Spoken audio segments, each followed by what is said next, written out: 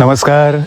प्रचिती मीडियाच्या प्रासंगिक प्रचिती या कार्यक्रमात पुन्हा एकदा आपलं मनापासून स्वागत आहे. आपणास कल्पना आहेच की प्रासंगिक प्रचिती या कार्यक्रमात आपण प्रेक्षकांना प्रसंग वेगवेगळे जे उत्पन्न होतात वेगवेगळ्या वेळेस त्या संदर्भातली माहिती किंवा काही लक्षणीय गोष्टी, विशेष गोष्टी याबद्दलची माहिती आपण या कार्यक्रमातून देत असतो. आज आपण अशाच एका वेगळ्या विशेष लक्षणीय गोष्टीबद्दल, उपक्रमाबद्दल बोलणार आहोत. ते म्हणजे आता तुम्हाला आठवत असेल म्हणण्यापेक्षा आता अक्षय तृतीया तोंडावरच आहे.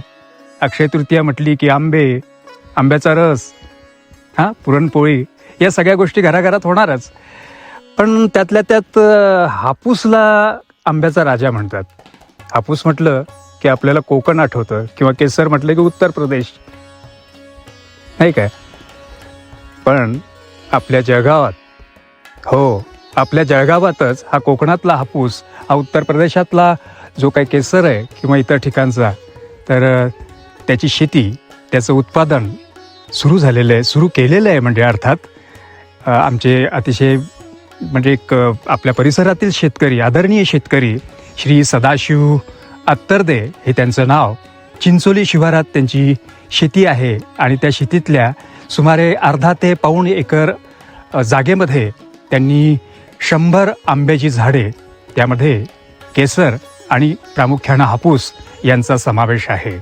तर या सगळ्या उपक्रमाबद्दल, नाविन्यपूर्ण उपक्रमाबद्दल, विशेष उपक्रमाबद्दल आपण त्यांच्याकडून जाणून घेऊया त्यांच्याच शब्दात.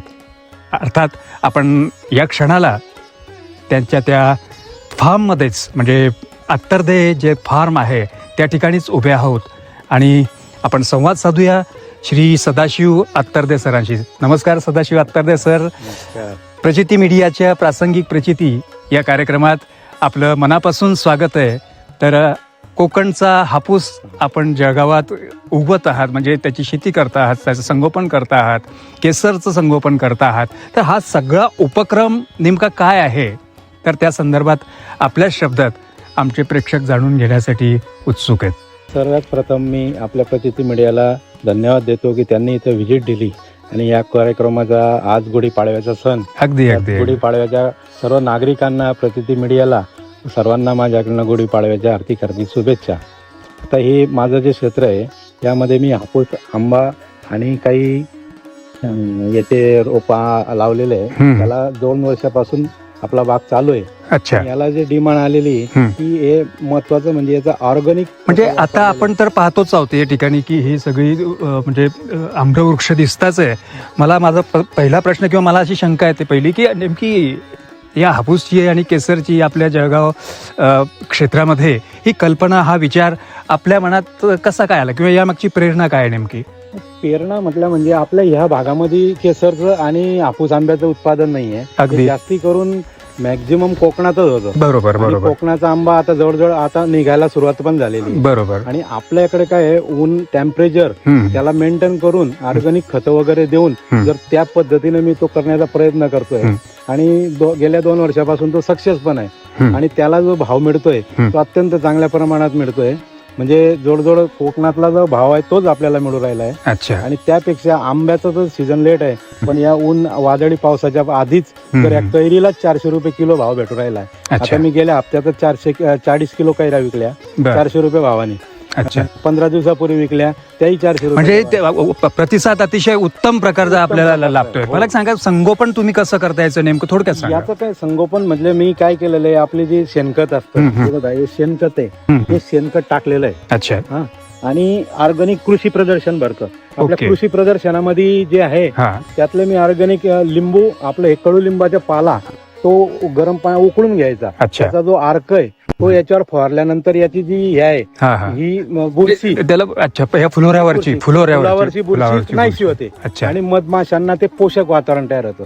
मेन म्हणजे काय होतं, रासायनिक खतं जर मारले तर मधमाशी मरून जाते.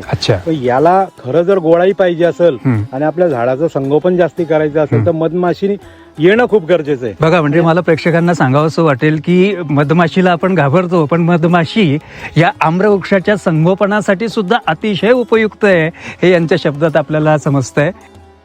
हे मधमाशीशिवाय फळच नाही, कारण त्याला गोळाई, त्याचा जो फ्लोरा आहे तो टिकून ठेवण्यासाठी मधमाशीच महत्वाची आहे. अच्छा. आणि हे जो आता हा जो आंबा आहे, हा कोणता आहे नेमका हा आता? आता हापूस, केसर हापूस आहे.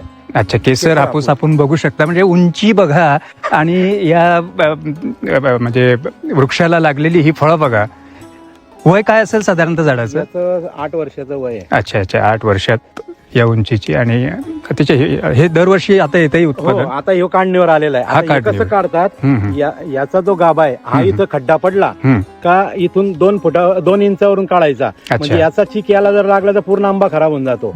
त्याच्यामुळे ह्यो चीक न येण्यासाठी इथून वरतून म्हणजे कट इथून कट देणार तुम्ही, त्याच्यामुळे त्याचं चीक ते वगैरे जे काय ते जात नाही. त्याला आणि पैसे चांगले भेटतात. पैसे चांगले, क्वालिटी ते क्वालिटी आपली ती बाजारात मिळेल. अच्छा अच्छा अच्छा अच्छा. बरं, मला एक म्हणजे मला म्हणण्यापेक्षा आम्हा सगळ्यांना प्रेक्षकांना प्रश्न पडतो की याचं मुख्य उत्पादन कोकणात वगैरे आपल्याला ऐकून आहोत, म्हणजे माहितीच आहे आपल्याला.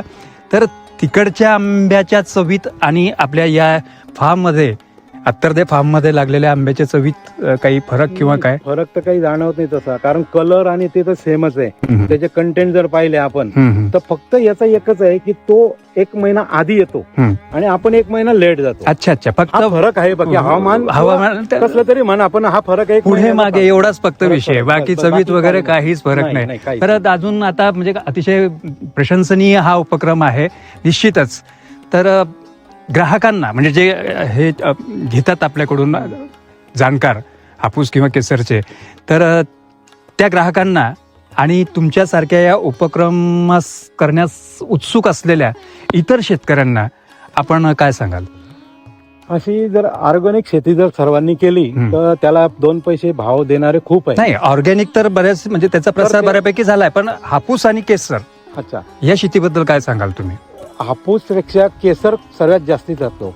आणि हापूसला काय थोडासा लाग कमी असतो, पण केसरला खूप लाग आहे. कारण हापूस हा ऍक्च्युली हे आपल्याकडलं उत्पादन नाहीये, तरी पण आपण ते घेतोय, पण त्याला अल्पस प्रतिसाद आहे, पण केसरला खूप प्रतिसाद आहे. अच्छा अच्छा अच्छा. आणि मागणी पण जोरात आहे. बरं, आपल्याकडे हापूस पेक्षा ना जळगाव म्हणजे आपला जो ग्रामीण भाग आहे तिथं केसरलाच मागणी जास्त आहे. हापूस म्हटलं की थोडं लोक घाबरतात, थोडा महाग आहे कदाचित प्राइस मुळे, किमतीमुळे नाही भाऊ केसरच द्या. आणि केसर कसं एकदम पिवळा असतो ना वरती, त्याच्यामुळे तो गर्द, त्याची पोळी एकदम छोटी असते, त्यामुळे तो खायलाही टेस्टी असतो. बरं, म्हणजे तुमच्याशी खरंच या ठिकाणी मोकळेपणानं संवाद साधता आला. हापूस आणि केसर याबद्दल अक्षरशः म्हणजे आमराईत उभं राहून तुमच्याशी गप्पा करता आल्यात, प्रेक्षकांनी त्या शेअर केल्यात. तर प्रचिती मीडियाच्या वतीनं मी प्रासंगिक प्रचिती या कार्यक्रमात आपण या ठिकाणी हा जो संवाद साधला, सहभागी झालात, त्याबद्दल आपले धन्यवाद व्यक्त करतो. नमस्कार. मीडियालाही धन्यवाद. तर मित्रांनो, आत्ताच आपण अत्तरदे फार्म या ठिकाणी भेट देऊन आलोत. खूप छान वाटलं, त्यांच्याशी मनमोकळ्या गप्पा केल्यात. तुम्हीही नक्की एकदा कधीतरी या अत्तरदे फार्मला भेट द्या. तेव्हा प्रचिती मीडियाच्या प्रासंगिक प्रचिती या कार्यक्रमात पुन्हा भेटूया नवीन विषयासह, नवीन मुद्द्यासह. तोपर्यंत धन्यवाद.